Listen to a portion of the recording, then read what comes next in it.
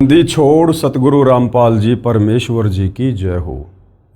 परमपिता परमात्मा सारी सृष्टि के रचनहार कुल मालिक असंख्य ब्रह्मांडों के स्वामी जगत गुरु तीनों लोकों में प्रवेश करके सबका धारण पोषण करने वाले राजाधीराज आत्माधार नाथों के नाथ देवों के देव महादेव सर्वेश्वर महेश्वर मृत्युंजय अजरो अमर आदि अनादि सनातनी प्रभु जगत पिता जगदीश्वर श्री श्री 1008 की उपाधि के वास्तविक अधिकारी अकाल मूर्त शब्द स्वरूपी राम वासुदेव सर्वगतम ब्रह्म परम पूज्य प्रथम पूज्य परम संत परम पुरुष परम धनी परम दयालु सत्य कबीर हक्का कबीर अल्लाहु कबीर अल्लाहु अकबर बाखबर अल्लाह ताला जगत के तारणहार जगत के मुक्तिदाता जगत के जगन्नाथ हारे के सहारे हिंदुओं के राम मुसलमानों के अल्लाह सिखों के वाहिगुरु ईसाइयों के मसीह दया के सागर दयानिधि करुणा के सागर करुणानिधि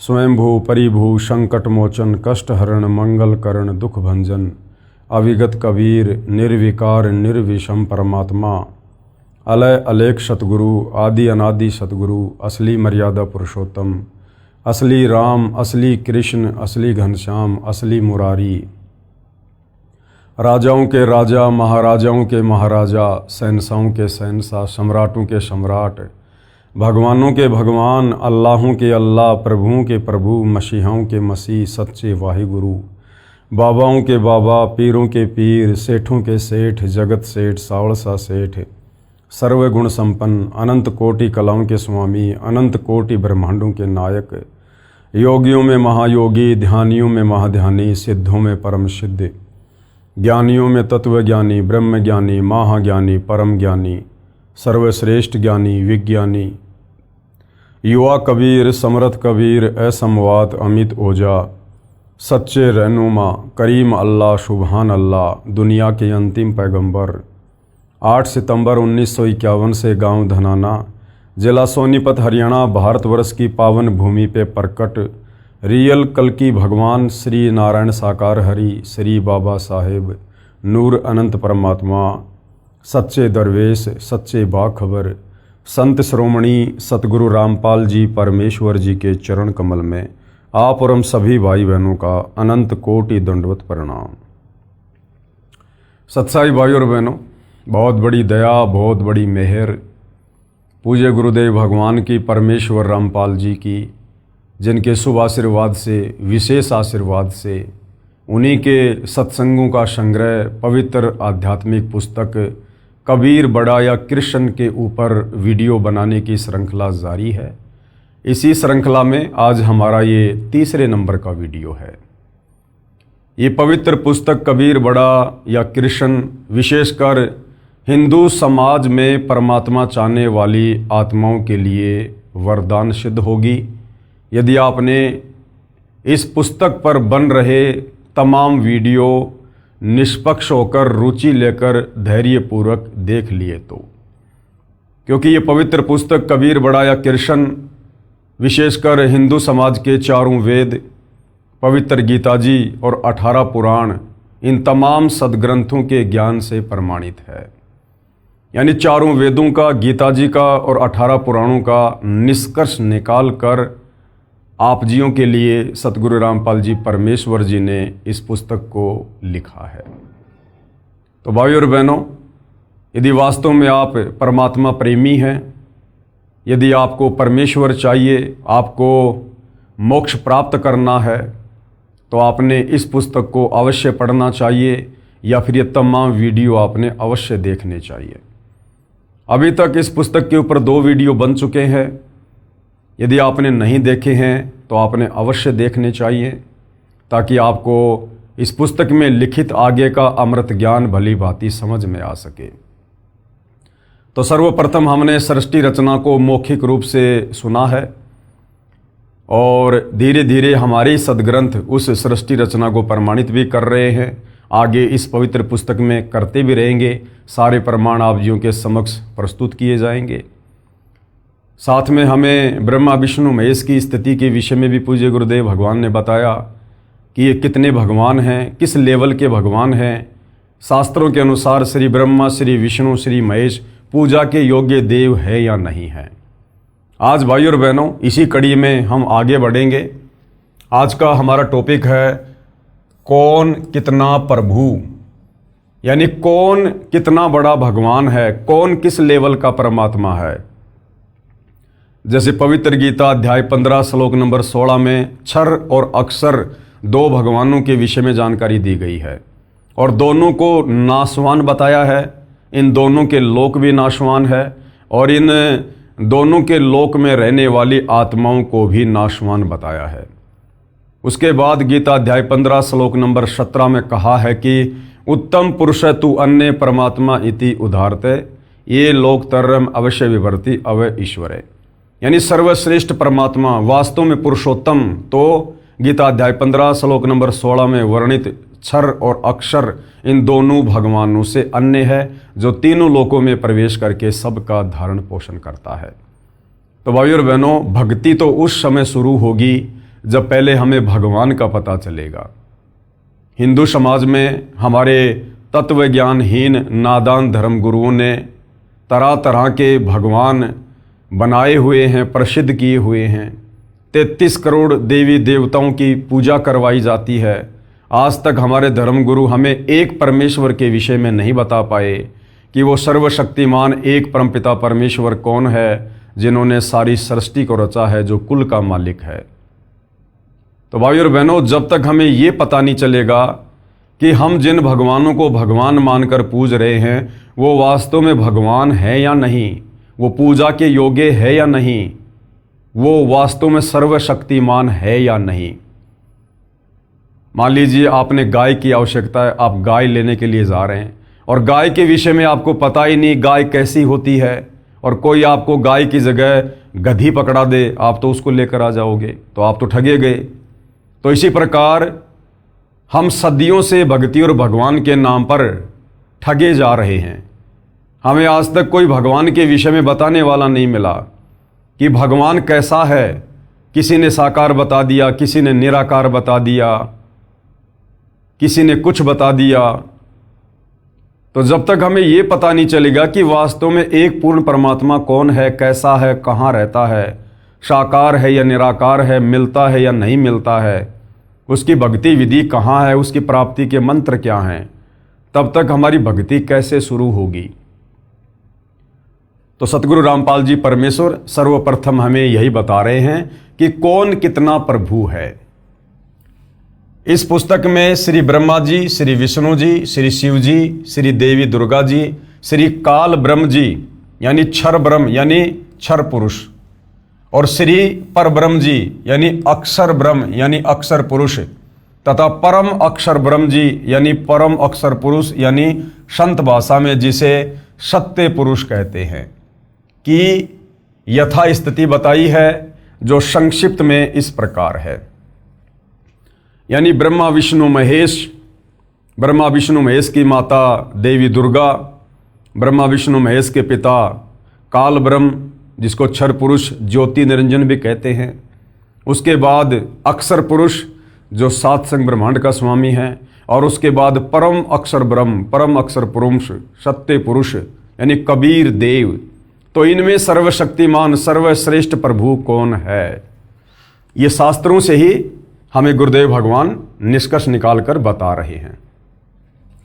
परम अक्षर ब्रह्म यानी कबीर देव, जिसका वर्णन गीता अध्याय 8 श्लोक 3, 8, 10 तथा 20 और 22 में, तथा गीता अध्याय 2 श्लोक नंबर 17, गीता अध्याय 15 श्लोक नंबर 17, गीता अध्याय 18 श्लोक 46, 61, 62, 66 में है।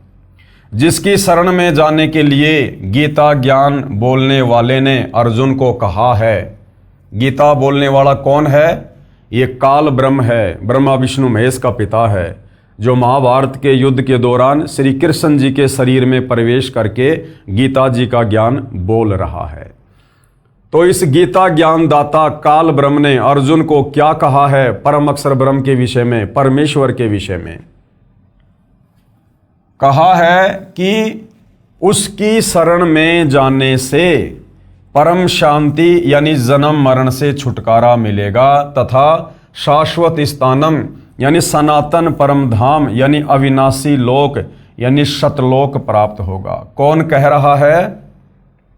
गीता का ज्ञान देने वाला भगवान अपने से अन्य उस परम अक्षर ब्रह्म सत्य पुरुष कबीर देव की ओर संकेत कर रहा है इन तमाम गीता जी के श्लोकों में कि अर्जुन, मैं सर्वश्रेष्ठ परमात्मा नहीं हूं, मैं सर्वश्रेष्ठ प्रभु नहीं हूं। यदि तुझे वास्तव में जन्म और मरण से छुटकारा प्राप्त करना है, अगर तुझे अविनाशी धाम सतलोक जाना है, जहां जाने के बाद साधक लौटकर वापस इस गंदे लोक 21 ब्रह्मांड में नहीं आता है, तो तू उस परमेश्वर की शरण में जा। कौन से परमेश्वर की शरण में? उस कबीर देव की शरण में। यह कुल का मालिक है, वो कबीर परमेश्वर ही कुल का मालिक यानी सारी सृष्टि को रचने वाला सर्व सृष्टि का मालिक है। फिर गीता अध्याय 18 श्लोक 62 में इसी की शरण में जाने के लिए गीता ज्ञानदाता ने कहा है। श्लोक 66 में कहा है कि सर्वधर्मान यानी मेरे स्तर की सर्व धार्मिक क्रियाओं को परित्यज्य माम यानी मुझ में त्याग कर तू एकम यानी उस कुल के मालिक एक परमेश्वर की शरणम यानी शरण में व्रज यानी जा। अहम यानी मैं, तवा यानी तुझे, सर्व यानी सब, पापे भे यानी पापों से, मोक्षयामी यानी मुक्त कर दूंगा, मां शुच यानी शोक ना कर। कौन कह रहा है?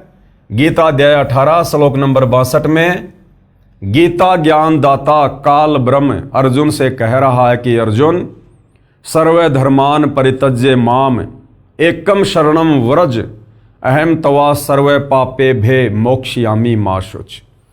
कि अर्जुन, तू मेरे स्तर की जितनी भी भक्ति कमाई है, धार्मिक अनुष्ठानों की कमाई है, वो तू मुझ में समर्पित कर दे और उस एकम जिसके समान कोई दूसरा ना हो, जिसकी शरण में जाने के लिए बार बार गीता ज्ञानदाता अर्जुन को कह रहा है कि एकम शरणम व्रज, तो उस अद्वितीय एक परमपिता परमेश्वर सर्वश्रेष्ठ भगवान की शरण में जा।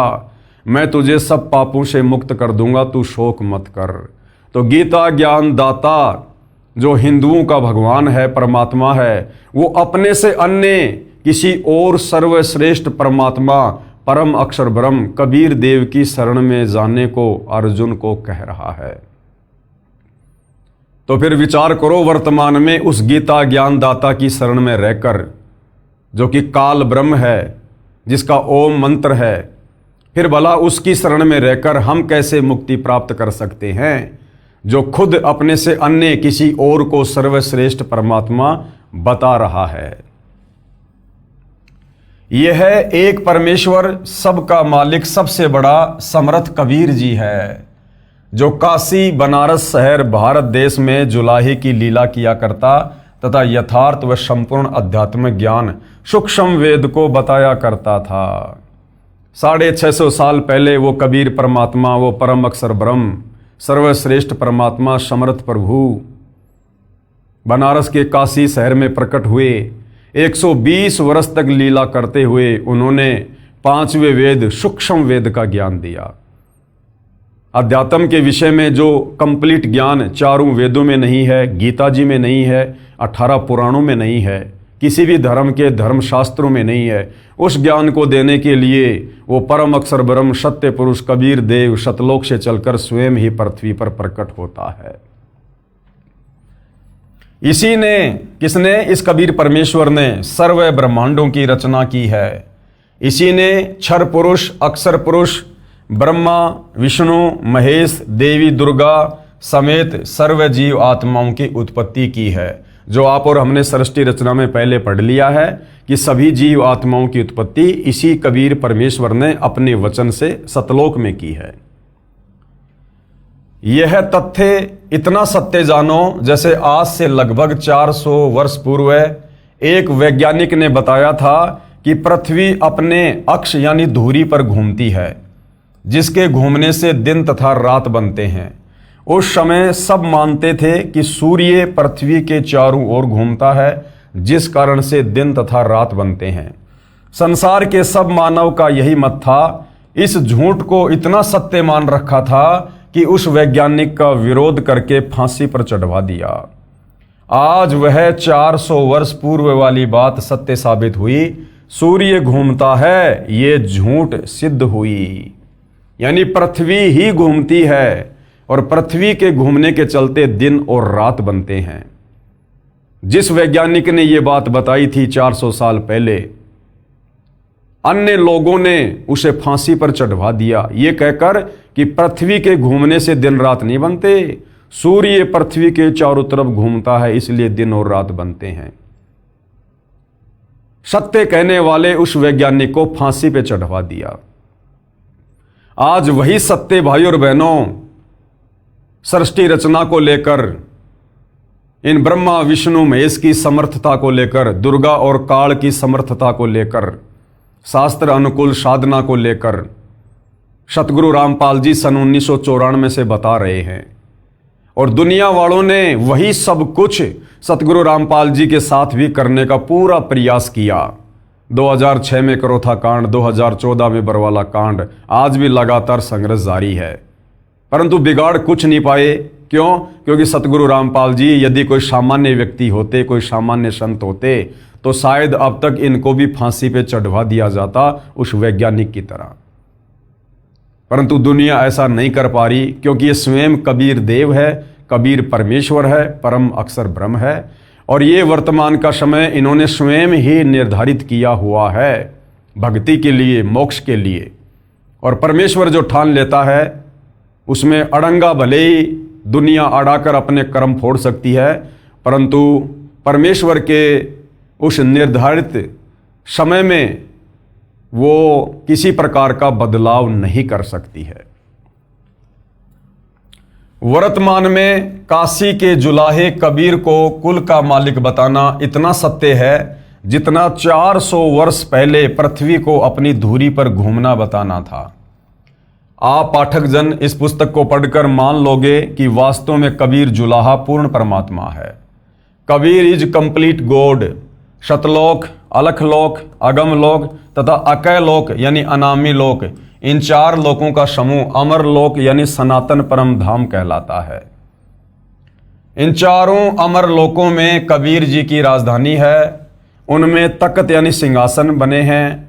उस सिंहासन के ऊपर बैठकर परमेश्वर कबीर जी राजा की तरह सिर के ऊपर मुकुट तथा छत्र आदि से शोभा पाता है।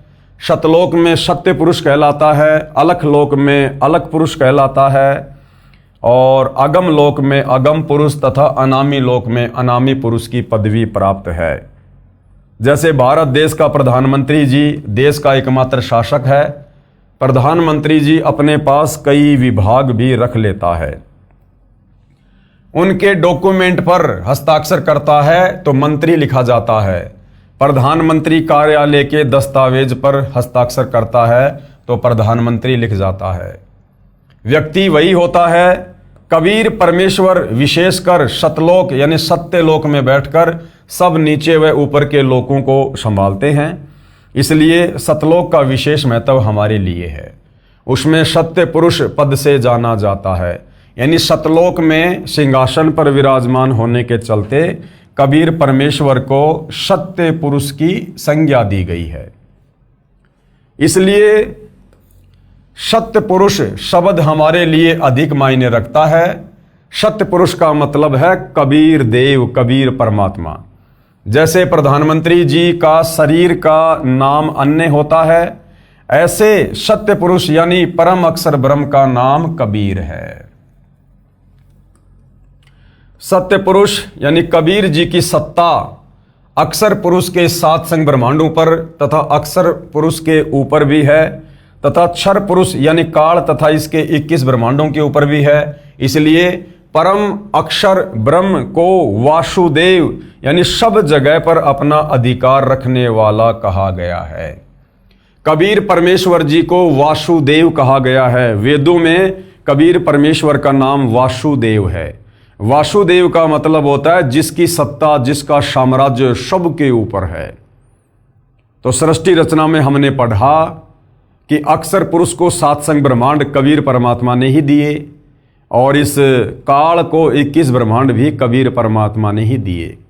इसलिए कबीर परमेश्वर वास्तव में वासुदेव है, क्योंकि इनकी सत्ता काल और अक्षर पुरुष के सर्व ब्रह्मांडों के ऊपर है। गीता अध्याय 7 श्लोक नंबर 19 में इसी वासुदेव के विषय में कहा है। अब श्री ब्रह्मा जो कि रजगुण है, श्री विष्णु जो कि सतोगुण युक्त है तथा श्री शिव जी जो कि तमोगुण की स्थिति बताता हूं। गुरुदेव कहते हैं कि अब आपको श्री ब्रह्मा, श्री विष्णु, श्री महेश की स्थिति से परिचित करवाता हूं कि ये किस लेवल के भगवान हैं, ये कितने समर्थ हैं। अभी हमने कबीर परमेश्वर की समर्थता के विषय में पढ़ा कि कबीर परमेश्वर सर्व सृष्टि के मालिक हैं, सर्व ब्रह्मांडों के रचयिता हैं, इनकी सत्ता सर्व ब्रह्मांडों के ऊपर है, इसलिए इनको वासुदेव भी कहा जाता है। इनके बराबर और कोई शक्ति सृष्टि में नहीं है। अब ब्रह्मा विष्णु महेश कितने समर्थ हैं, किस लेवल के भगवान हैं, ये कितने वासुदेव हैं, ये कितने भगवान हैं, कितने ब्रह्मांडों के ऊपर इनका साम्राज्य है, अब गुरुदेव भगवान हमें ये बताएंगे। क्षर पुरुष यानी काल रूपी ब्रह्म के 21 ब्रह्मांड हैं। एक ब्रह्मांड में 3 लोकों पृथ्वी लोक, स्वर्ग लोक तथा पाताल लोक में श्री ब्रह्मा जी, श्री विष्णु जी तथा शिव जी एक एक कार्य के स्वामी हैं, प्रभु हैं। जैसे एक प्रांत में यानी एक राज्य में एक मुख्यमंत्री होता है जो प्रांत का मुखिया होता है, अन्य मंत्रीगण उसके अधीन होते हैं तथा मुख्यमंत्री जी देश के प्रधानमंत्री जी के अधीन होता है।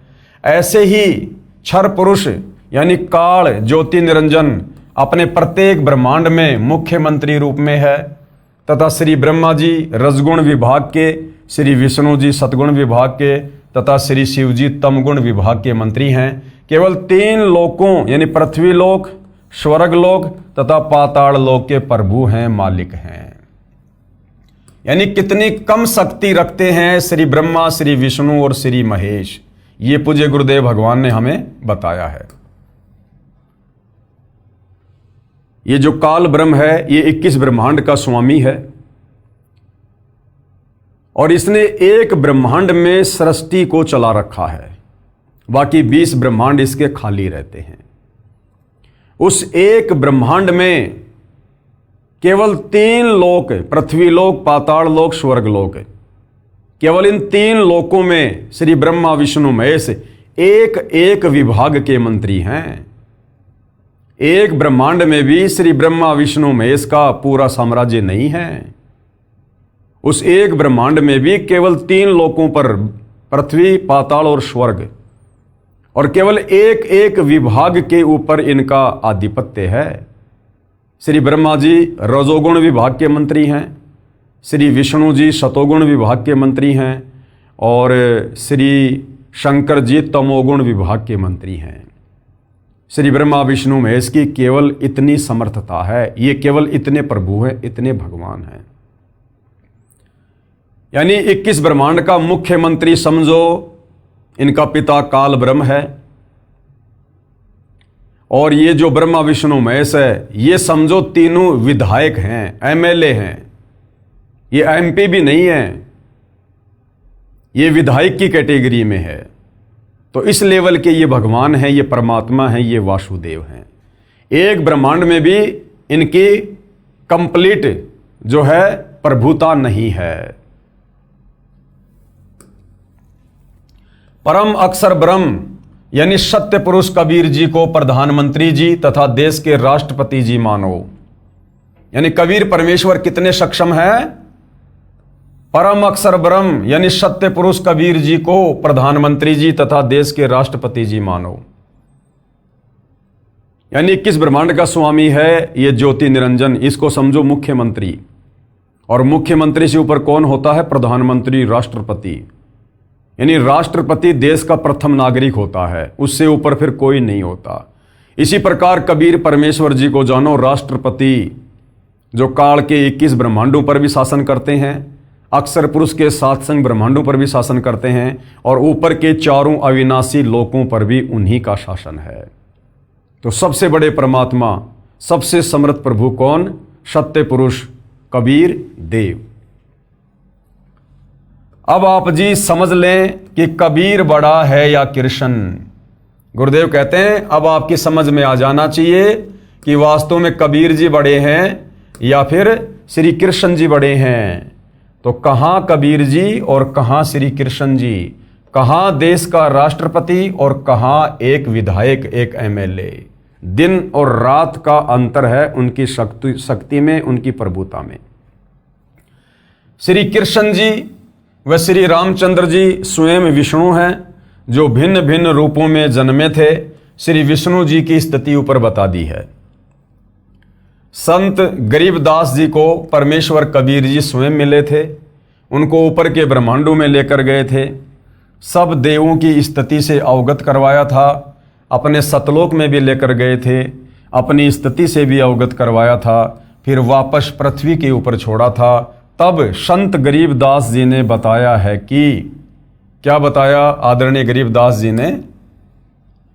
गरीब तीन लोक का राज है ब्रह्मा विष्णु महेश, और ऊंचा धाम कबीर का सतलोक प्रदेश। कि ब्रह्मा विष्णु महेश तो केवल 21 ब्रह्मांडों में, केवल एक ब्रह्मांड में, और तीन लोक पृथ्वी पाताल स्वर्ग, इन तीनों लोकों में केवल एक एक विभाग के मंत्री हैं, रजोगुण सतोगुण तमोगुण। और कबीर परमेश्वर ये कुल मालिक है, सबसे ऊंचा धाम कबीर का सतलोक प्रदेश। गरीब अनंत कोटि ब्रह्मांड का एक रति नहीं भार, और सतगुरु पुरुष कबीर है ये कुल के सृजनहार। काल के 21 ब्रह्मांड, अक्षर पुरुष के सातसंग ब्रह्मांड, ऊपर के चारों लोक, उनमें अनंत द्वीप, सारी रचना इस कबीर परमेश्वर ने स्वयं की है। अधिक जानकारी आगे इसी पुस्तक में पढ़ेंगे। धार्मिक भावनाओं को ठेस, जो भाई बहन ये सोचते हैं कि सतगुरु रामपाल जी हमारे देवता श्री ब्रह्मा विष्णु महेश जी को छोटा बताकर, और ये तो हमारे देवताओं की निंदा कर रहे हैं, हमारी धार्मिक भावनाओं को ठेस पहुंचा रहे हैं, तो उन नादान आत्माओं के लिए सतगुरु रामपाल जी क्या कह रहे हैं? यदि कोई सज्जन पुरुष, स्त्री या पुरुष, उस अंध श्रद्धालु को कहे कि आप जिस देवी देवता को इष्ट मानकर जो साधना कर रहे हो ये गलत है, इससे आपको कोई लाभ नहीं मिलेगा, आपका मानव जीवन नष्ट हो जाएगा, आप देवी देवताओं की पूजा इष्ट मानकर ना करो, आप मूर्ति की पूजा ना करो, आप धामों तथा तीर्थों पर मोक्ष मकसद से ना जाओ, आप श्राद्ध ना करो, पिंडदान ना करो, 13वीं 17वीं क्रिया या अस्थियां उठाकर गति करवाने के लिए मत ले जाओ, आप व्रत मत करो, इसके स्थान पर अन्न जल करने में संयम करो, न अधिक खाओ न बिल्कुल भूखे रहो, आप अपने धर्म के शास्त्रों में बताए भक्ति मार्ग के अनुसार साधना करो। यानी ये सारी की सारी जो क्रिया हैं ये ना करने की हैं, गीता जी मना कर रही है। तो इस विषय में जब किसी व्यक्ति को बताया जाता है, समझाया जाता है, जो व्यक्ति इन देवी देवताओं को इष्ट मानकर पूजा करता है, तो वो लोग क्या कहते हैं? वह अंध श्रद्धावान यदि उस सज्जन पुरुष से कहे कि आप अच्छे व्यक्ति नहीं हो, आपने हमारी धार्मिक भावनाएं आहत की हैं, चला जा यहां से वरना तेरी हड्डी पसली एक कर दूंगा, जोर जोर से शोर मचाने लगता है, उसके शोर को सुनकर उसी क्षेत्र के उसी तरह उन्हीं देवी देवताओं व तीर्थ धामों के उपासकों का हुजूम इकट्ठा हो जाता है और बात धर्म गुरुओं तक पहुंच जाती है। धर्म गुरु भी वही शास्त्र विरुद्ध मनमाना आचरण करने कराने वाले होते हैं। उन धर्म गुरुओं की पहुंच उच्च पद पर विराजमान राजनेताओं तक होती है। उन धर्म गुरुओं के फोन मंत्रियों, मुख्यमंत्रियों या स्थानीय नेताओं को जाते हैं। उच्च पद पर बैठे राजनेता स्थानीय प्रशासन को फोन करके धार्मिक भावना भड़काने का मुकदमा दर्ज करने को कहते हैं। उनके दबाव में प्रशासनिक अधिकारी तुरंत उस सज्जन पुरुष को गिरफ्तार करके मुकदमा बनाकर जेल भेज देते हैं। अब गुरुदेव कहते हैं इसका जीवित उदाहरण बताता हूं आपको कि ये घटना सेम टू सेम किसके साथ घटित हो रही है। ये घटना स्वयं सतगुरु रामपाल जी के साथ घटित हुई है। क्योंकि सतगुरु रामपाल जी सतज्ञान बताते हैं, शास्त्रों के अनुसार ज्ञान बताते हैं, इन देवी देवताओं की स्तुति से भगत समाज को परिचित करवाते हैं और सर्वश्रेष्ठ प्रभु समर्थ परमात्मा कबीर देव की पूजा बताते हैं इष्ट रूप में। तो वो जो अंधश्रद्धावान हैं उनको ये बात हजम नहीं होती है, क्योंकि वो शास्त्रों से अपरिचित होते हैं। वो अपने धर्मगुरुओं को जाकर बताते हैं, धर्मगुरु भी शास्त्र विरुद्ध साधना करवा रहे होते हैं। उन धर्मगुरुओं की जानकारी उच्च अधिकारी प्रशासन में बैठे राजनेताओं से होती है। राजनेताओं की मदद से उस सज्जन पुरुष के ऊपर धार्मिक भावना भड़काने का मुकदमा करवा दिया जाता है। तो ये स्थिति सतगुरु रामपाल जी के साथ में बनी हुई है। जीवित उदाहरण, सन 2011 में मेरे यानी सतगुरु रामपाल जी के अनुयायी, जिनमें बेटियां भी शामिल हैं यानी भगत और भगतमतियां, मध्य प्रदेश प्रांत के शहर जबलपुर में पुस्तक ज्ञान गंगा, जो मेरे सत्संग प्रवचनों का संग्रह करके तैयार कर रखी है, उसका प्रचार कर रहे थे। लागत 30 रुपये परंतु 10 रुपये में बेच रहे थे, जिस कारण से हिंदू श्रद्धालु उत्साह से लेकर जा रहे थे। जब उन्होंने घर जाकर पढ़ा तो लगा कि अनर्थ हो गया, देवी देवताओं की पूजा गलत लिखी है, धामों तीर्थों पर जाना व्यर्थ लिखा है, माता दुर्गा का पति बताया है, श्री ब्रह्मा श्री विष्णु तथा श्री शिव का जन्म मरण बताया है, इनके माता पिता भी बताए हैं, हमारे देवताओं का अपमान किया है, मारो मारो। उन अंधश्रद्धा वालों ने पहले तो प्रचार करने वाले स्त्री पुरुषों को स्वयं पीटा, फिर थाने में ले गए। हजारों अंधश्रद्धावान इकट्ठे हो गए। जिला प्रशासन में बेचैनी हो गई, क्योंकि राजनेताओं के फोन स्थानीय डीसी, एसपी, आईजी तथा कमिश्नर के पास आने लगे। हमारे एक अनुयायी ने बताया कि उपायुक्त महोदय यानी डिप्टी कमिश्नर तथा पुलिस अधीक्षक महोदय थाने में आए, पुस्तक ज्ञान गंगा ली, उसको वहीं बैठकर पढ़ने लगे। अधिकारी सुशिक्षित तथा दिमागदार होते हैं, आईपीएस तथा आईएएस, उनको समझते देर नहीं लगी। इस पुस्तक में कुछ भी ऐसा नहीं लिखा है जिससे किसी की धार्मिक भावनाएं आहत होती हों। सब विवरण शास्त्रों से प्रमाणित करके लिखा है। सुबह 10 बजे से शाम के 5 बजे तक अधिकारी गण मुकदमा दर्ज करने से बचते रहे, परंतु उन अंधश्रद्धावानों ने मध्य प्रदेश के विधानसभा के अध्यक्ष ने पुनः फोन पर कहा कि अधिकारी केस दर्ज नहीं करना चाहते। तब विधानसभा अध्यक्ष ने अधिकारियों को धमकाया तो प्रशासन ने मजबूरन धार्मिक भावनाओं को भड़काने का मुकदमा आईपीसी की धारा 295A के तहत दर्ज करके लगभग 35 स्त्री पुरुषों को जेल भेज दिया। मुकदमा नंबर 201 दिनांक 8/5/2011, थाना मदन महल जबलपुर। विधानसभा अध्यक्ष ने अपने पद का दुरुपयोग करके पाप किया, उसका फल भी परमात्मा ने उसे तुरंत दिया। वह विधानसभा अध्यक्ष 2 महीने बाद ही मृत्यु को प्राप्त हुआ। उसका नाम था ईश्वरदास रोहाणी।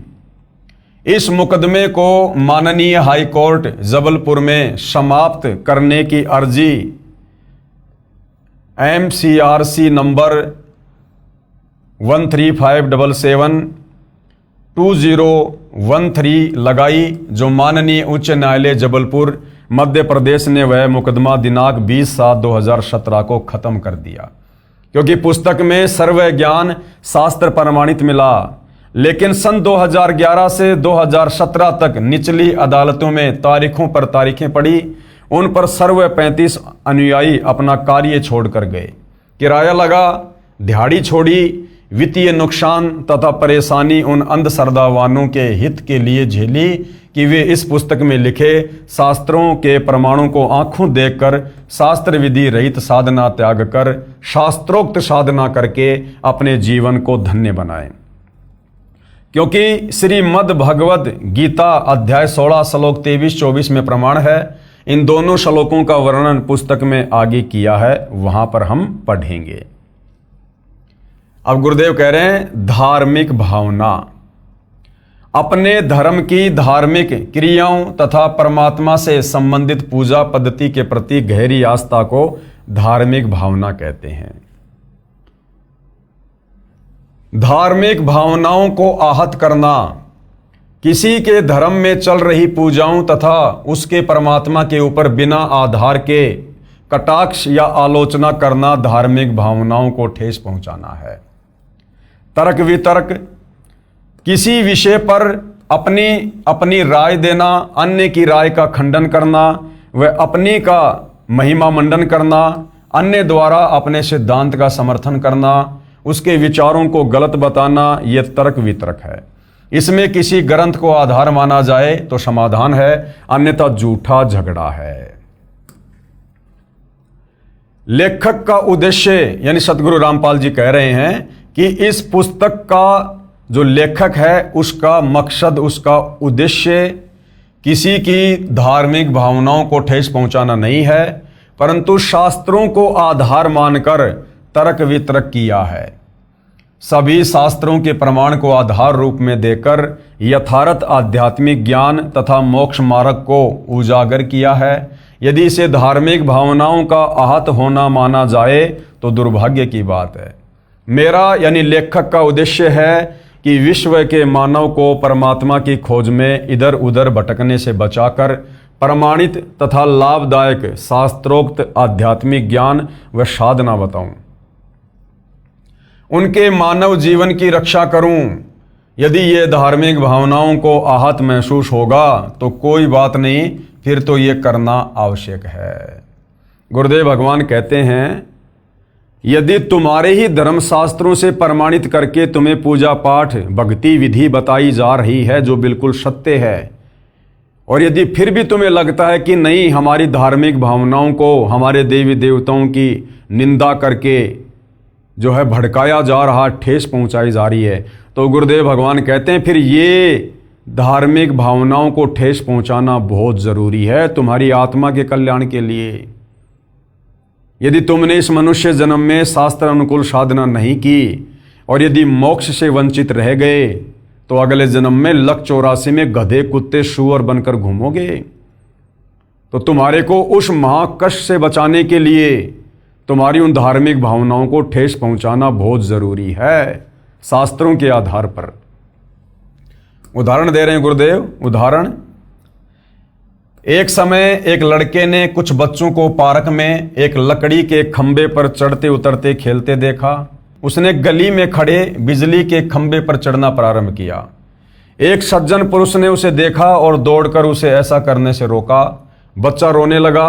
माता पिता को बताया कि एक व्यक्ति ने मुझे खेलने से रोका। वह व्यक्ति उसी गली में रहता था। माता पिता उस बच्चे को लेकर उस व्यक्ति के पास गए और कारण जाना तो पता चला कि उस व्यक्ति ने तो बच्चे के जीवन की रक्षा की है। बच्चे के माता पिता गए तो थे झगड़ा करने के मकसद से, परंतु उस व्यक्ति के उपकार का धन्यवाद करके आए। तो अगर जरा भी समझ, अगर जरा भी कॉमन सेंस या बुद्धि अगर पढ़ा लिखा हिंदू समाज रखता है तो सतगुरु रामपाल जी तो महाउपकार का कार्य कर रहे हैं। इन देवी देवताओं की समर्थता इन्हीं पुस्तकों से साबित करके आप लोगों को दिखाकर आप हिंदू समाज से जुड़े भाई बहनों को वेद गीता और 18 पुराणों के अनुसार भक्ति साधना देकर आपको इन आधे अधूरे, इन असहाय बेचारे, इन असमर्थ देवी देवताओं की पूजा छुड़वाकर जो स्वयं गीता अध्याय 7 श्लोक नंबर 12 से 15 में तीनों गुण रजगुण ब्रह्मा, सतगुण विष्णु, तमगुण शंकर की पूजा करने को मना किया गया है। इनकी पूजा छुड़वाकर और एक परम अक्षर ब्रह्म सर्वशक्तिमान परमात्मा कबीर देव को इष्ट रूप में पूजवाकर आप जियों को मोक्ष का मार्ग दिखा रहे हैं। तो अगर जरा भी कॉमन सेंस होगी, अगर जरा भी बुद्धि का इस्तेमाल करोगे तो आप जी अपनी आत्मा का कल्याण करवा लोगे। सतगुरु रामपाल जी तो आपको उस नादान बच्चे की तरह बिजली के खंबे पर चढ़ने से रोक रहे हैं जो आप चिल्ला रहे हो कि हमारी धार्मिक भावनाओं को ठेस पहुंचा रहे हैं, हमारे देवी देवताओं की निंदा कर रहे हैं। ये जब इस पुस्तक को आप पढ़ोगे, सारे प्रमाण देखोगे, बखूबी आपकी समझ में आ जाएगा, यदि आप भक्ति करना चाहते हो तो। मेरा यानी लेखक का यही उद्देश्य है कि हिंदू धर्म के सब व्यक्ति लकड़ी के खंभे पर न खेलकर, शास्त्रोक्त साधना ना करके और बिजली के खंभों पर चढ़कर मर रहे हैं। यानी उस कबीर परमेश्वर की जो सर्वशक्तिमान परमात्मा है, सर्वधर्म शास्त्र केवल उसी परमेश्वर की भक्ति करने को कह रहे हैं। हिंदू समाज उस समर्थ परमेश्वर कबीर की भक्ति ना करके, लकड़ी के खंभे पर ना चढ़कर और इन देवी देवताओं की, काल ब्रह्म की, अक्षर पुरुष तक की साधना करके बिजली के खंभे पर चढ़कर मरने की तैयारी कर रहे हैं। यानी शास्त्र विरुद्ध मनमाना आचरण करके अनमोल मानव जीवन व्यर्थ कर रहे हैं। उनको शास्त्रोक्त साधना यानी गीता और वेदों के अनुसार साधना करने के लिए बाध्य करूं, क्योंकि आप मेरे बंधु हैं। बंधु नहीं, हम परमेश्वर रामपाल जी के बच्चे हैं, हम उनकी आत्माएं हैं। सारी सृष्टि के मालिक हैं कबीर देव, जो आज वर्तमान में सतगुरु रामपाल जी के नाम से धरती पर प्रकट हैं। मेरे देश के वासी हैं। कौन से देश के वासी? सतलोक देश के वासी हैं। हम सभी सतलोक से आए हुए हैं। परमात्मा के अबोध यानी अध्यात्म ज्ञान में अनजान बच्चे हैं। मुझे परमात्मा जी ने सर्व शास्त्रों का यथार्थ ज्ञान दिया है। अपने आप को छुपा कर कह रहे हैं सतगुरु रामपाल जी। वर्तमान में सब शिक्षित हैं। शास्त्रों के अध्याय, श्लोक व पेज तक पुस्तक में लिखे हैं। फोटोकॉपी भी लगाई है। जांच करें और फिर मानें।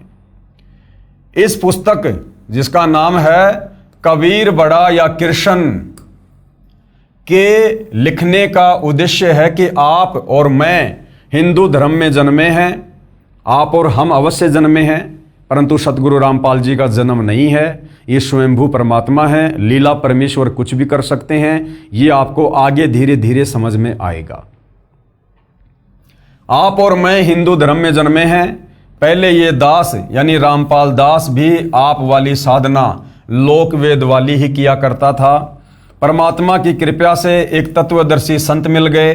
उन्होंने शास्त्रों से प्रमाण बताकर मेरी शास्त्र विरुद्ध साधना जो वर्तमान में हिंदू धर्म में प्रचलित है, ब्रह्मा विष्णु महेश वाली, उसको छुड़वाकर शास्त्रों में लिखी सत्य साधना का उपदेश देकर मेरे मानव जीवन को नष्ट होने से बचाया। उस महापुरुष यानी मेरे पूज्य गुरुदेव श्री राम देवानंद जी महाराज की मेरी 101 पीढ़ी एहसानमंद रहेगी।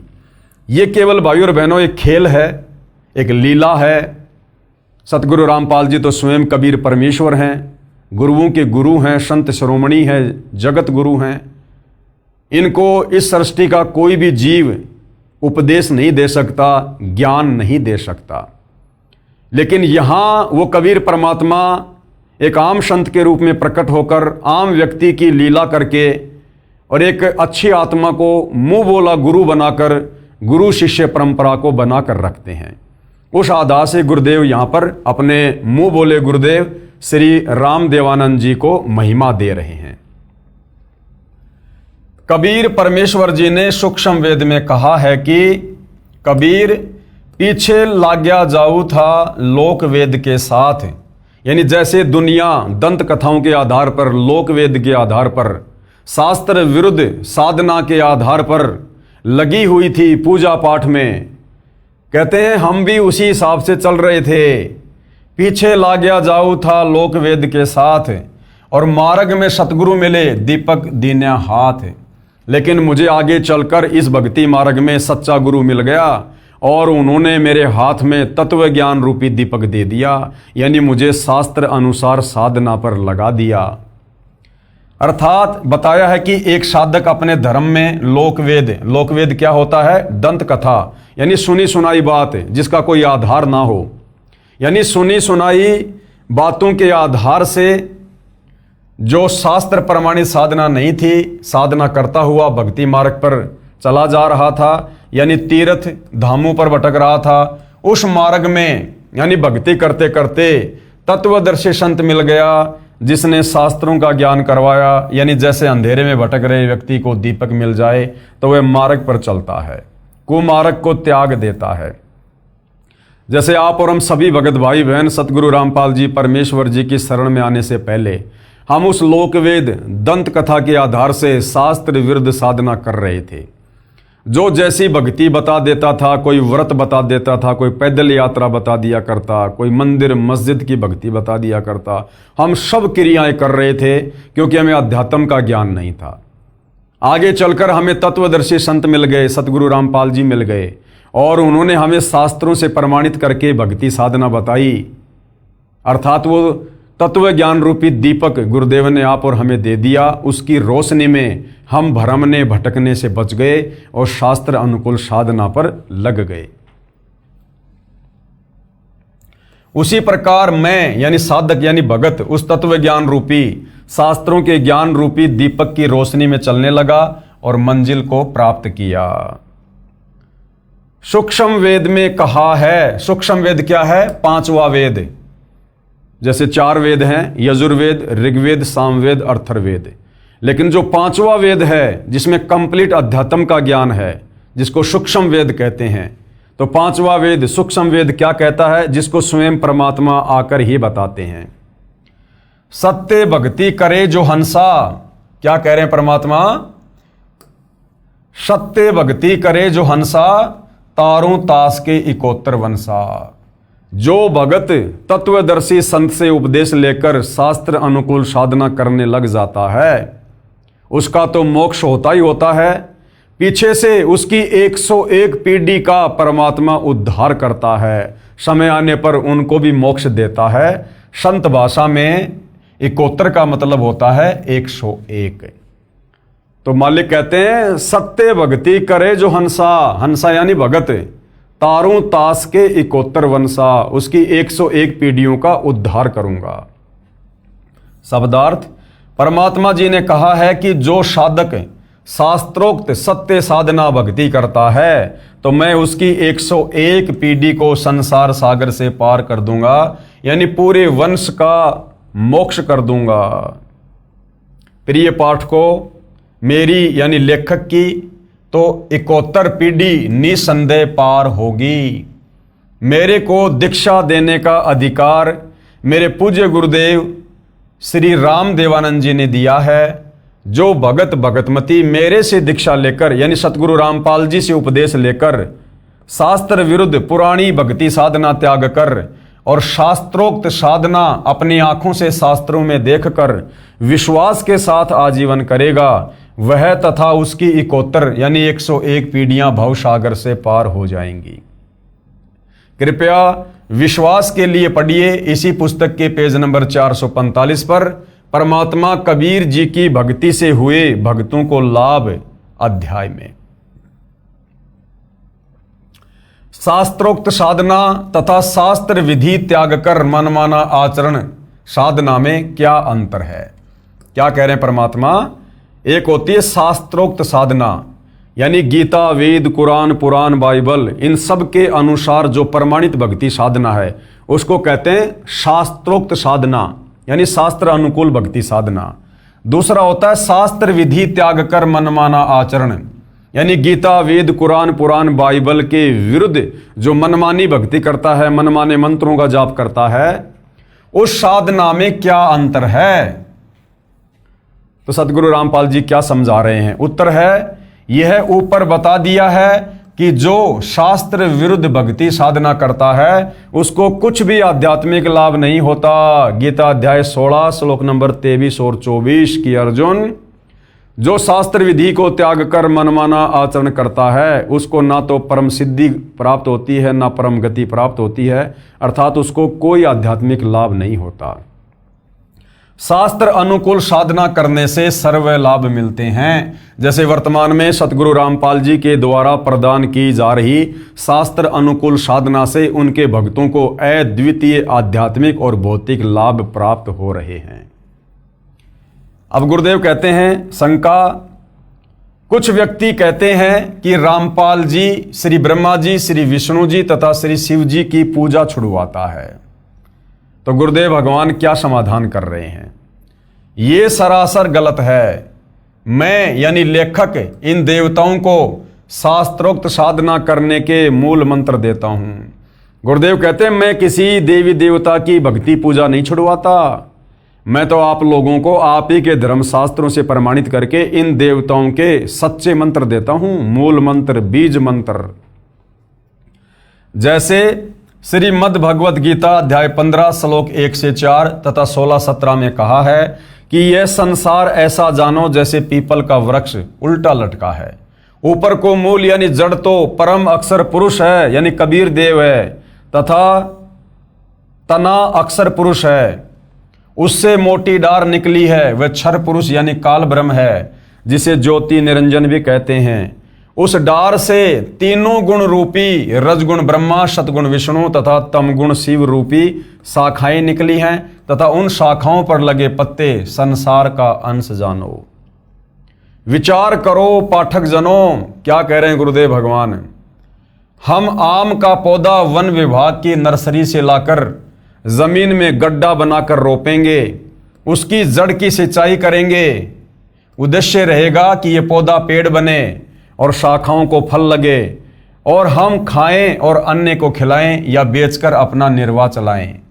क्या हम पौधे की शाखाओं को तोड़ फेंकेंगे? बिल्कुल भी नहीं तोड़कर फेंकेंगे, क्योंकि शाखाओं के ही तो फल लगेंगे। इसी प्रकार भक्ति रूपी पेड़ की शाखा है रजगुण ब्रह्मा, सतगुण विष्णु, तमगुण शंकर। तो सतगुरु रामपाल जी इस भक्ति रूपी पेड़ की शाखाओं को, ब्रह्मा विष्णु महेश की पूजा को कैसे छुड़वा देंगे, इनकी भक्ति को कैसे छुड़वा देंगे। सतगुरु रामपाल जी तो इन शाखाओं के यथार्थ मंत्र बता रहे हैं ताकि इन पर तुरंत फल लगना शुरू हो जाए। क्या हम पौधे की शाखाओं को तोड़ फेंकेंगे? उत्तर है कभी नहीं। इसी प्रकार तीनों देवता श्री ब्रह्मा जी, श्री विष्णु जी तथा श्री शिव जी प्राणी को कर्मों का फल देते हैं। ये हमारी साधना के अभिन्न अंग हैं, इनको छोड़ नहीं सकते। इन तीनों देवताओं से लाभ लेने के विशेष मंत्र हैं जो सूक्ष्म वेद में बताए हैं, जो मेरे पास हैं यानी सतगुरु रामपाल जी के पास हैं और विश्व में किसी के पास नहीं है। तो सतगुरु रामपाल जी तो हमें इन तीनों देवता ब्रह्मा विष्णु महेश के वास्तविक मंत्र बताते हैं, इनके मूल मंत्र, इनके बीज मंत्र, ताकि उन मंत्रों का जाप करने से ये तुरंत आप और हमारे ऊपर ध्यान देना शुरू कर दें। जैसे गुरुदेव भगवान ने उदाहरण देकर समझाया, जैसे भैंसा यानी झोटा होता है, उस भैंसे का एक मूल मंत्र है, उससे उसको पुकारने से वह तुरंत सक्रिय हो जाता है। वह उस मंत्र के वश है, उसके वश की बात नहीं रहती। और वो मंत्र है हुर्र हुर्र, जिसको सुनते ही भैंसे के कान खड़े हो जाते हैं। इस मंत्र का प्रयोग वह व्यक्ति करता है जिसने अपनी भैंस को भैंसे से गर्भ धारण करवाना होता है। यदि उस पशु को उसके प्रचलित नाम भैंसा भैंसा करके पुकारें तो वह टस से मस नहीं होता। ठीक इसी प्रकार इन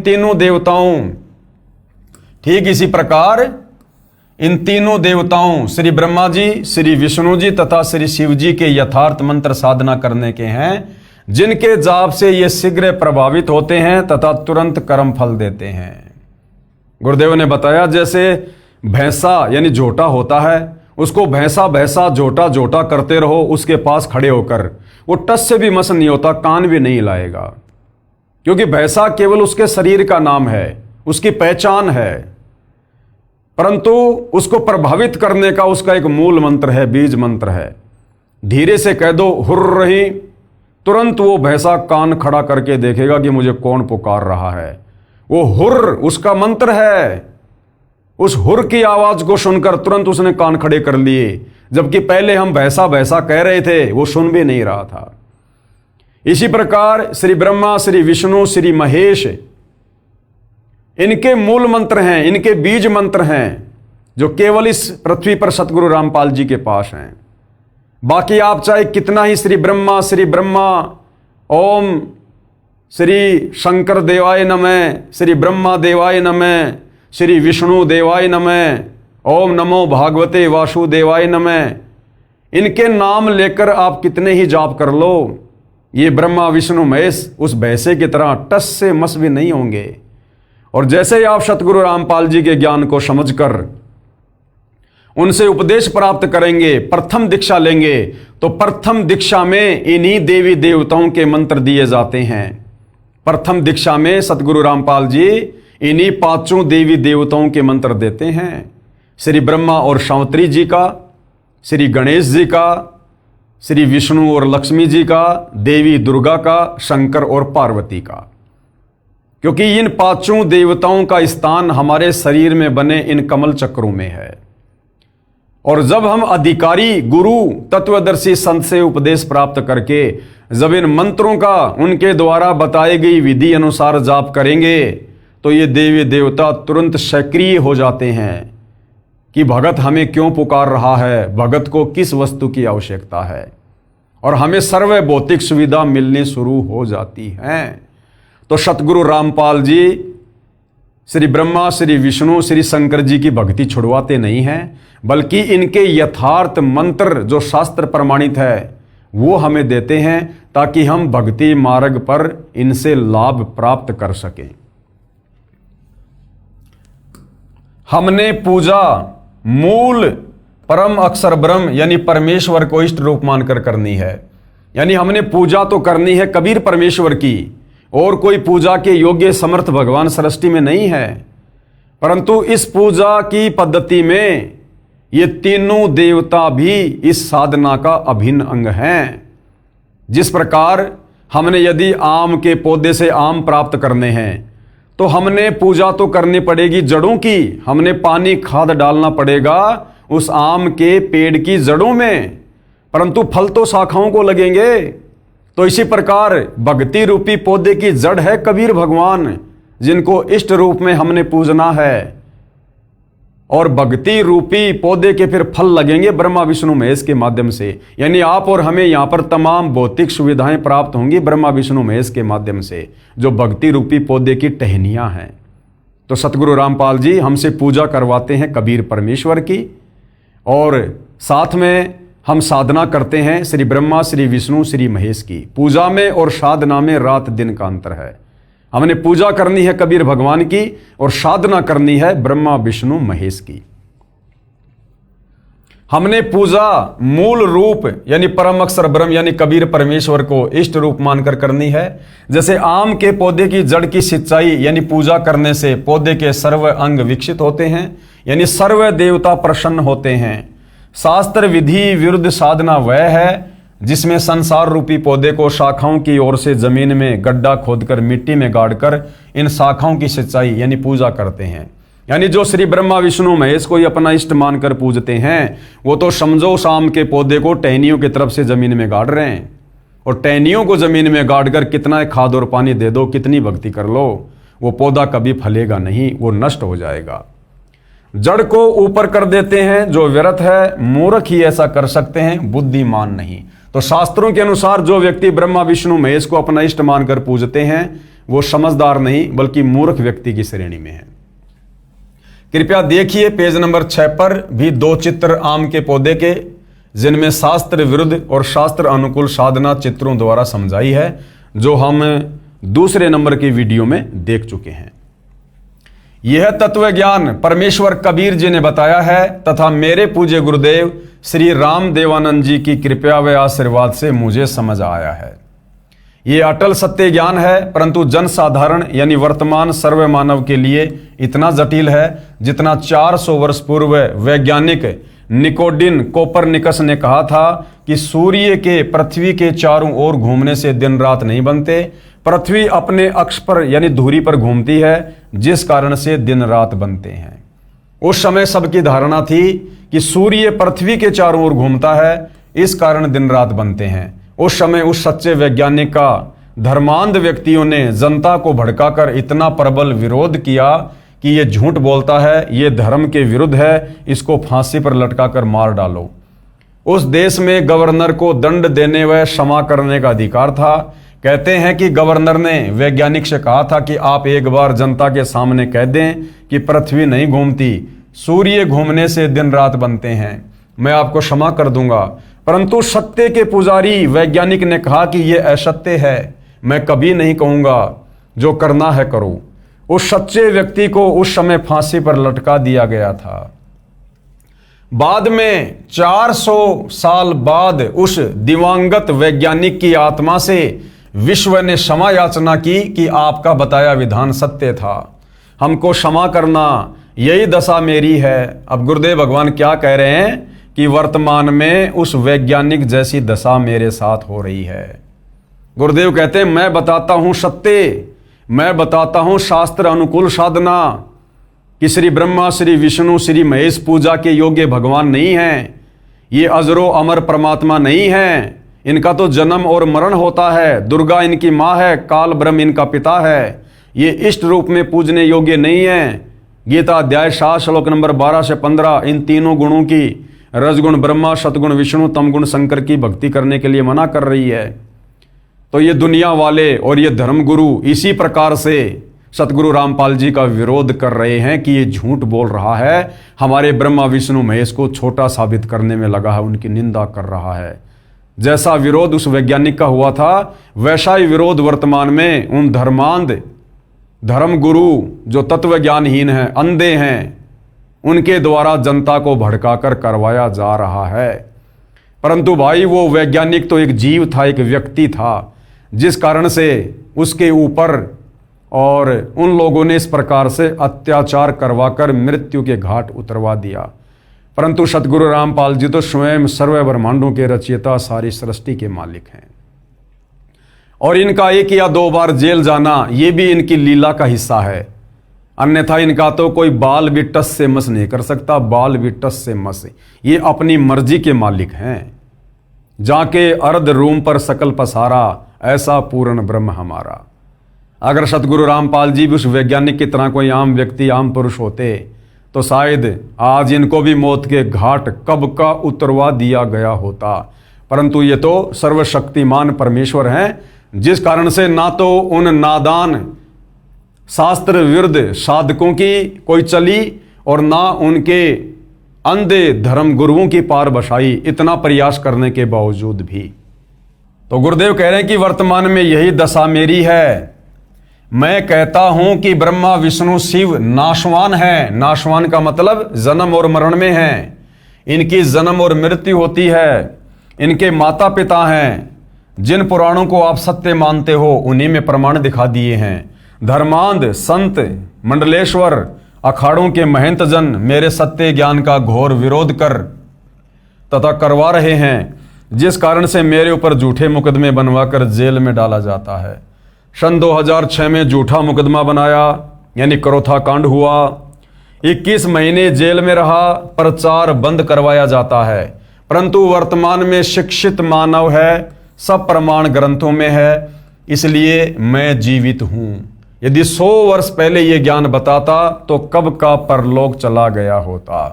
फिर 2014 में बरवाला कांड हुआ और अब 11 साल की एक लंबी जेल काटने के बाद 10 अप्रैल 2026 को सतगुरु रामपाल जी वापस सतलोक आश्रम में आए हैं।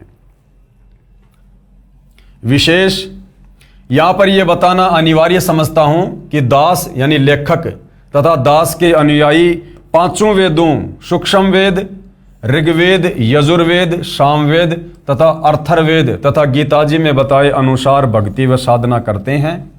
यजुर्वेद अध्याय 19 मंत्र 25 तथा 26 में क्या कहा है? यजुर्वेद अध्याय 19 मंत्र 25 आप जियों की आंखों के सामने है। क्या कहा गया है? ये संधि छेद अर्ध ऋचे उक्थानाम रूपम पदे आपनोति निविद है प्रणवे शस्त्राणाम रूपम पैसा सोमह आपेते। इसका क्या अनुवाद किया है गुरुदेव भगवान ने? यहां पर अनुवाद है, हर एक शब्द का यहां पर हिंदी में अनुवाद करके समझाया है और नीचे फिर इसका भावार्थ किया है कि यह मंत्र क्या कह रहा है। तत्वदर्शी संत वह होता है जो वेदों के सांकेतिक शब्दों को पूर्ण विस्तार से वर्णन करता है, जिससे पूर्ण परमात्मा की प्राप्ति होती है, वह वेद के जानने वाला कहा जाता है। फिर यजुर्वेद अध्याय 19 मंत्र 26 संधि छेद अविश्वयाम प्राह शवनम इंद्रेण इंद्रम माद्य निंदम वैश्वदेवम सरस्वतस्या तृतीयम आप्तम श्वनम। यहाँ गुरुदेव ने अनुवाद में प्रत्येक शब्द का हिंदी में अनुवाद किया है और यहाँ पर भावार्थ में बताया है कि यह मंत्र क्या बता रहा है। भावार्थ, जिस पूर्ण संत के विषय में मंत्र 25 में कहा है वह दिन में 3 बार यानी प्रातः, दिन के मध्य तथा शाम को साधना करने को कहता है। सुबह तो पूर्ण परमात्मा की पूजा, दोपहर को सर्व देवताओं को सत्कार के लिए तथा शाम को संध्या आरती आदि को अमृतवाणी के द्वारा करने को कहता है। वह सर्व संसार का उपकार करने वाला होता है।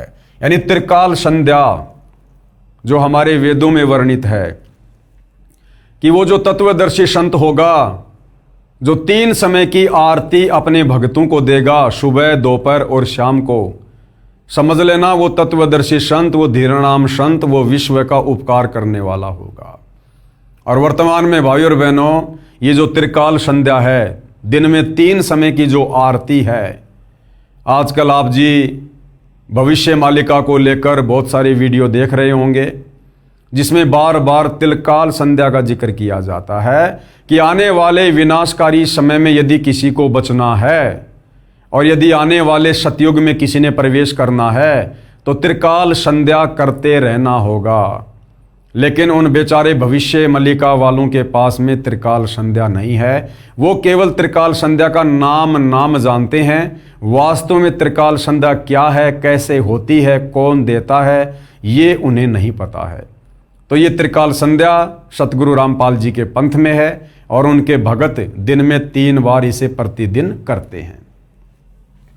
जैसा कि इन वेद मंत्रों में स्पष्ट किया है कि तत्वदर्शी संत शास्त्रों के सांकेतिक शब्दों को ठीक से समझता व समझाता है, गूढ़ रहस्यों को उजागर करता है, 3 समय की स्तुति प्रतिदिन करने को कहता है यानी त्रिकाल संध्या करने को कहता है, स्वयं भी करता है तथा अनुयायियों से भी करवाता है। हम यानी लेखक तथा मेरे अनुयायी 3 समय सुबह, दोपहर तथा शाम को स्तुति यानी आरती करते हैं। दोपहर को 12 बजे के बाद विश्व के सर्व देवी देवताओं की स्तुति यानी सम्मान आरती करते हैं। पूजा परम अक्षर ब्रह्म की करते हैं। पूजा हम केवल कबीर देव की करते हैं, बाकी सम्मान सबका करते हैं। जैसे देश के राजा यानी प्रधानमंत्री जी को मुखिया रूप में विशेष सम्मान देते हैं तथा अन्य मंत्रियों व अधिकारियों को भी नमस्कार करते हैं, वे अच्छे नागरिक होते हैं। इसी प्रकार हम पूजा तो परम अक्षर ब्रह्म यानी कबीर देव की करते हैं तथा सम्मान सबका करते हैं। श्री ब्रह्मा, श्री विष्णु, श्री महेश, श्री दुर्गा, काल ब्रह्म, अक्षर पुरुष, सम्मान हम सबका करते हैं। परंतु हमारे जो पूज्य देव हैं वो हैं कबीर परमेश्वर। प्रमाण के लिए दोपहर की स्तुति के कुछ अंश यानी त्रिकाल संध्या के अंतर्गत जो दोपहर की आरती है, जो 12 बजे से लेकर विशेष तौर पर दिन के 2 बजे तक करने का विधान है, तो जो दोपहर की आरती है उसको असुर निकंदन रमेणी कहते हैं संत भाषा में, जो हम सभी सतगुरु रामपाल जी के फॉलोवर करते हैं। तो दोपहर की जो असुर निकंदन रमेणी है उसकी कुछ वाणियां यहां पूज्य गुरुदेव भगवान ने लिखी हैं, उन वाणियों को हम पढ़ेंगे। सत्य पुरुष समर्थ ओंकारा, अदली पुरुष कबीर हमारा, आदि युगादि दया के सागर, काल कर्म के मोचन आगर। दुख भंजन दरवेश दयाला, असुर निकंदन कर पैमाला। आब खाक पावक और पौना, गगन सुन दरियाई दोना। धर्म राय दरबानी चेरा, सुर असुरों का करे निबेरा। सत का राज धर्म राय करही, अपना किया सभय दंड भरही। शंकर शेष और ब्रह्मा विष्णु, नारद सारद जा उर रसनम। गोरिज और गणेश गोसाई, कारज सकल सिद्ध हो जाई। जो कहते हैं ना कि सतगुरु रामपाल जी ब्रह्मा विष्णु महेश की साधना छुड़वाते हैं, निंदा करते हैं, हम सभी सतगुरु रामपाल जी के भगत सतगुरु रामपाल जी के द्वारा दी गई दोपहर की आरती में इन सभी देवी देवताओं का नाम लेकर इनका आदर सत्कार करते हैं। तो देखिएगा, शंकर शेष, शंकर यानी महादेव, शेष यानी शेषनाग, ब्रह्मा जी विष्णु जी, नारद यानी नारद, शारद यानी शारदा, गौरीज यानी गौरीजा पार्वती, और गणेश गोसाई कारज सकल सिद्ध हो जाई, यानी इनकी साधना करने से भगत के सारे कार्य सिद्ध हो जाते हैं। ब्रह्मा विष्णु और शंभु शेषा तीनों देवा दयालु हमेशा। सावित्री और लक्ष्मी गौरा ये तीनों देवताओं की धर्म पत्नियां हैं। श्री ब्रह्मा जी की पत्नी सावित्री, विष्णु जी की पत्नी लक्ष्मी और शंकर जी की पत्नी गौरा। सावित्री और लक्ष्मी गौरा तीहू देवा सिर कर हैं चौरा। लील नाभ से ब्रह्मा आए, यानी विष्णु जी की नाभि कमल से ब्रह्मा जी की उत्पत्ति हुई, और आदि ओम के पुत्र कहे। आदि ओम यानी ये काल ब्रह्म। शंभु मनु ब्रह्मा की शाखा, स्वयंभू मनु जो ब्रह्मा जी का मानस बेटा था।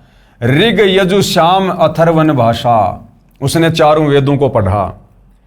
पीवरत भया उतानम पाता, जाके ध्रुव आत्म ज्ञाता। सनक सनंदन संत कुमारा, चार पुत्र अनुरागी धारा। ये ब्रह्मा जी के मानस पुत्र हैं। 33 कोटि कला विस्तारी, ये 33 करोड़ देवी देवताओं के विषय में। और 88 मुनिजन धारी। कश्यप पुत्र सूरज सुरज्ञानी, 3 लोक में किरण समानी। 60,000 संगी बाल खेलम, बीना रागी अजब बलेलम। 3 कोटि योद्धा संग जाके, शिकबंदी है पूर्ण साके। हाथ खड़ग गल पुष्प की माला, कश्यप सुत है रूप विशाला। ये सूर्य के पुत्र हैं कश्यप जी, ये उनके विषय में बताया जा रहा है। कौस्तभ मणि जड़ा विमान तुम्हारा, सुर नर मुनिजन करत जुहारा। चंद सुर चकवे पृथ्वी माही, निश्वासर चरणों चितलाही। पीठे सूरज सन्मुख चंदा, काटे त्रिलोकी के फंदा। तारायण सब स्वर्ग समूलम, पखे रहे सतगुरु के फूलम। जय जय ब्रह्मा समर्थ स्वामी। देखिएगा श्री ब्रह्मा जी को समर्थ परमात्मा की संज्ञा दी गई है। जो लोग कहते हैं कि सतगुरु रामपाल जी तो हमारे ब्रह्मा विष्णु महेश की निंदा करते हैं। जय जय ब्रह्मा समर्थ स्वामी, येति कला परम पद धामी। और जय जय शंभु शंकर नाथा, कला गणेश और गौरीज माता। कोटि कटक पैमाल करंता, ऐसा शंभु समर्थ कंता। चंद लिलाट सुर संगीता, योगी शंकर ध्यान उदिता। नील कंठ सोहे गरुड़ासन, शंभु योगी अचल सिंहासन। गंग तरंग छूटे बहुदारा, और अजप्पा तारी जय जयकारा। रिद्धि सिद्धि दाता शंभु गोसाई, दारिद्र मोक्ष सबय हो जाई। आसन पद्म लगाए योगी, नी इच्छा निर्वाणी भोगी। ये शंकर जी के बारे में बताया जा रहा है। सर्प भुवंग गले रुंडमाला, और व्यर्सव चढ़िए दीन दयाला। यानी शंकर जी अपने गले में सर्पों की माला डाल के रहते हैं, और व्यर्सव यानी बैल के ऊपर जो है वो सवारी करते हैं। वामे कर त्रिशूल विराजे, यानी श्री शंकर जी उल्टे हाथ में त्रिशूल धारण करते हैं, और दहने कर सुदर्शन साजे। सुन अरदास देवन के देवा, श्री शंकर जी को यहाँ पर देवताओं के सुप्रीम देवता की संज्ञा दी गई है। सुन अरदास देवन के देवा, शंभु योगी अलख अभेवा। तू पैमाल करे पलमाही, ऐसे समरथ शंभु शाही। 1 लख योजन धौजा फरके, पचरंग झंडे मोहरे राखे। काल भद्र करत देव बुलाऊं, शंकर के दल सब ही ध्याऊं। भैरों खित्तर पाल पलितम, भूत और दैत चढ़े संगीतम। राक्षस भंजन बिरद तुम्हारा, यानी राक्षसों का नाश करना श्री शंकर जी का जो है ये परम कार्य है। ज्यों लंका पर पदम 18, कोट्यों गंधर्व कमंद चढ़ावे। शंकर दल गिनती नहीं आवे। मारे हाक दहाक चिंगारे, अग्नि चकर बाणों तनजारे। कंप्या शेष धरनी थर्रानी, जा दिन लंका घाली घानी। तुम शंभु ईसन के ईसा, और व्यर्सव चढ़िए विश्वे विशा। यानी भगवानों का भगवान बताया है यहाँ पर श्री शंकर जी को। इंद्र देवताओं का राजा इंद्र, धन का देवता ये कुबेर, और जल का देवता वरुण। इंद्र कुबेर और वरुण बुलाऊं, रापती सवेत सिंहासन ल्याऊं। इंद्र दल बादल दरियाई 96 कोटि की हुई चढ़ाई। सुरपति यानी देवताओं का राजा इंद्र, सुरपति चढ़े इंद्र अनुरागी, अनंत पदम गंधर्व बड़भागी। किशन भंडारी चढ़े कुबेरा, अब दिल्ली मंडल बोर्यों फेरा। वरुण विनोद चढ़े ब्रह्मज्ञानी, कला संपूर्ण 12 बानी। धर्मराय आद युगादि चेरा, 14 कोटि कटक दल तेरा। चित्रगुप्त के कागज माही, और जेता उपजा सतगुरु साई। सातों लोकपाल का रासा, उर में धरिए साधु दासा। विष्णुनाथ है असुर निकंदन, यहां श्री विष्णु जी को राक्षसों का नाश करने वाला बताया है। और संतों के सब काटे फंदन, नरसिंह रूप धरे गुरु राया। हिरणाकुश को मारण धाया। शंख चक्र गदा पद्म विराजे, यानी शंकर जी क्या क्या धारण करते हैं। शंख चक्र गदा पद्म विराजे, भाल तिलक जाके उर साजे। वाहन गरुड़, यानी वो किसकी सवारी करते हैं, गरुड़ जी की। वाहन गरुड़ कृष्ण अश्वारा, और लक्ष्मी ढोरे चवर अपारा, लक्ष्मी जी उनके ऊपर चवर करती है। रावण मही रावण से मारे, और सेतु बांध सेना दल तारे। जरा सिंध और बाली खपाए, कंस केसी चानोर हराए। काली दै में नागी नाथा, शिशुपाल चक्कर से काटे माथा। काल यवन मथुरा पर धाये, 18 कोटि कटक चढ़ाए।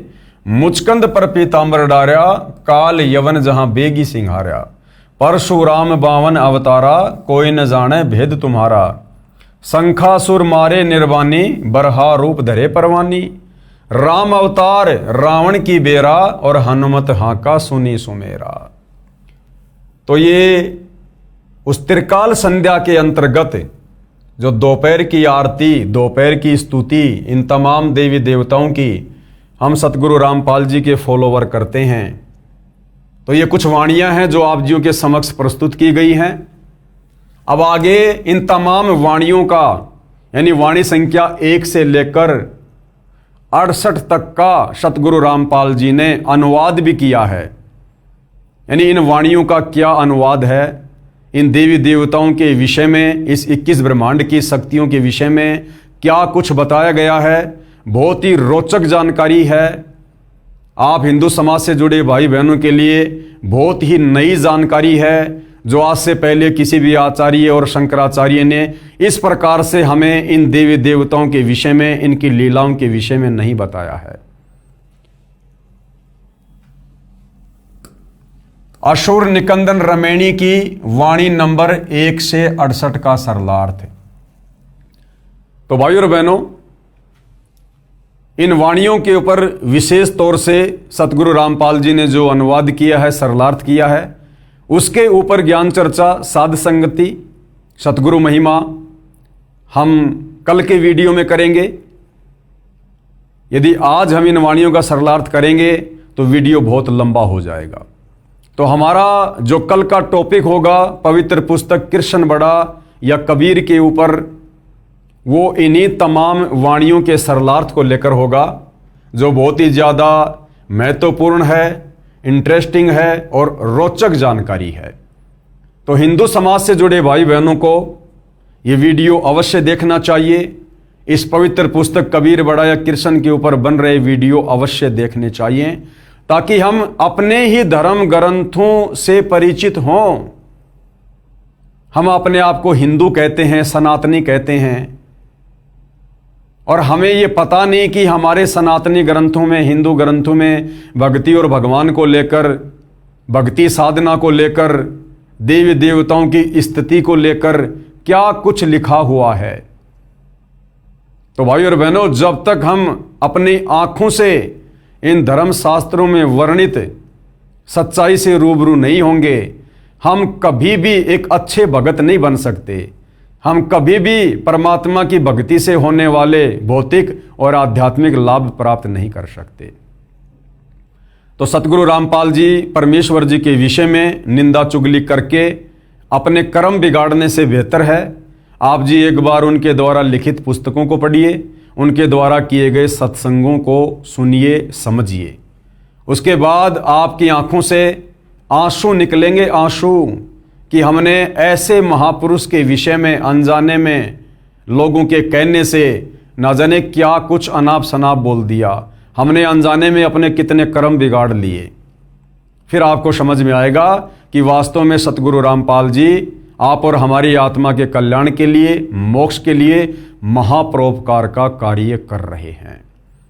तो भाइयों और बहनों, पूज्य गुरुदेव भगवान के आशीर्वाद से आज के वीडियो में केवल इतना ही। इस पवित्र पुस्तक कबीर बड़ा या कृष्ण में हम कल और आगे बढ़ेंगे, ज्ञान चर्चा होगी। तब तक पूज्य गुरुदेव भगवान हम सबको आज्ञा दे, आशीर्वाद दे, सद्बुद्धि दे, मार्गदर्शन करे, हमें भ्रमने और भटकने से बचाए। बंदी छोड़ सतगुरु रामपाल जी परमेश्वर जी की जय हो।